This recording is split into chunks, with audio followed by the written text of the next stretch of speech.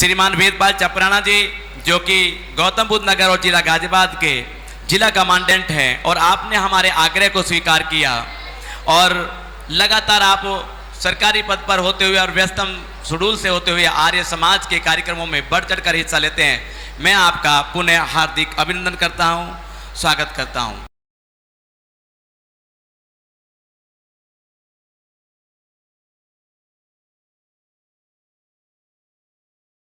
मैं सीधा आग्रह करना चाहूँगा श्रीमान वेदपाल चपराना जी से, जिला कमांडेंट गाजियाबाद गौतम बुद्ध नगर होमगार्ड।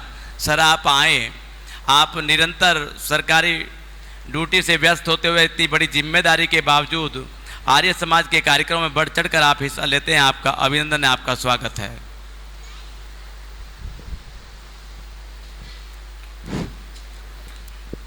इस राष्ट्र निर्माण शिविर के कार्यक्रम में उपस्थित सम्मानित मंच, समस्त विद्वज्जनों, प्यारे बच्चों, माताओं, बहनों, मैं जब मुझे अरविंद आर्य जी ने बताया कि एक कार्यक्रम है, आपको आना है, तो मेरे पास निश्चित रूप से 2 जनपद हैं, गौतम बुद्ध नगर और गाजियाबाद, दोनों महत्वपूर्ण हैं, लेकिन मैं फिर भी भाई अरविंद जी के आदेश पर मैं यहाँ पहुँचा। लेकिन यहाँ देख करके बहुत अच्छा लगा। ये भारत जो देश है, ये ऋषियों का देश, तपस्वियों का देश, योगियों का देश, मनीषियों का देश, विद्वानों का देश था। लेकिन बीच के कालांतर में इसमें कुछ ऐसी कृतियाँ आई कि हम शिक्षा से दूर हो गए, और जिस शिक्षा से हम दूर हुए वही राष्ट्र का निर्माण करती थी, वही समाज का निर्माण करती थी।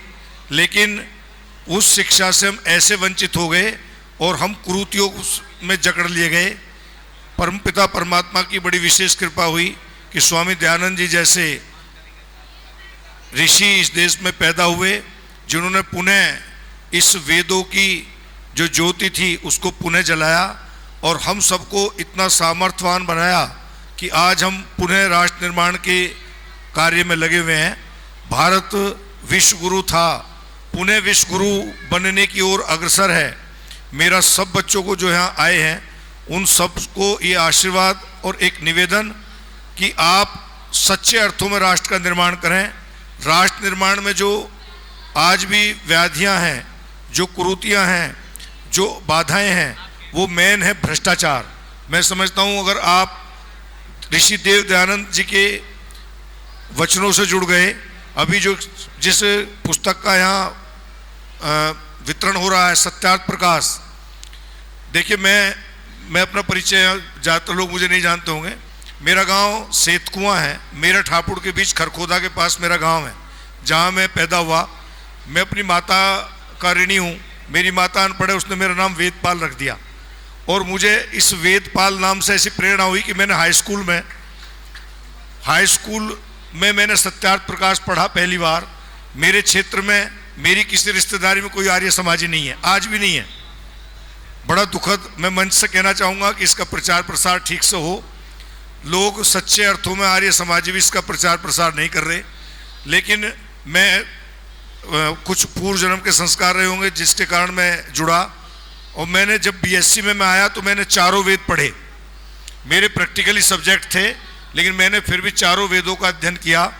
मेरे घर पे चारों वेद हैं, और मैं जहाँ जहाँ जाता हूँ वहाँ चारों वेदों का, जिन जिन पुस्तकालय से मैं जुड़ा हूँ, चारों वेदों का मैं वहाँ पुस्तकों को भेंट करता हूँ। मेरा आप सबसे आग्रह है कि अगर हमने एक बार सत्यार्थ प्रकाश पढ़ लिया, और मैं आपसे नहीं कह रहा, ये प्रैक्टिकली बात कह रहा हूँ, यहाँ जो बच्चे हैं गौर से सुने। यहाँ बागपत बड़ौद के पास में एक बरवाला गांव है, वहाँ के एक इमाम को किसी अरविंद भाई जैसे ने, अजय वीर भाई जैसे ने सत्यार्थ प्रकाश पढ़ने को दे दिया, और वो इमामगिरी छोड़ करके महेंद्रपाल आर्य मंच सब जानता है, महेंद्रपाल आर्य के नाम से आज वो आर्य समाज से जुड़ गए हैं।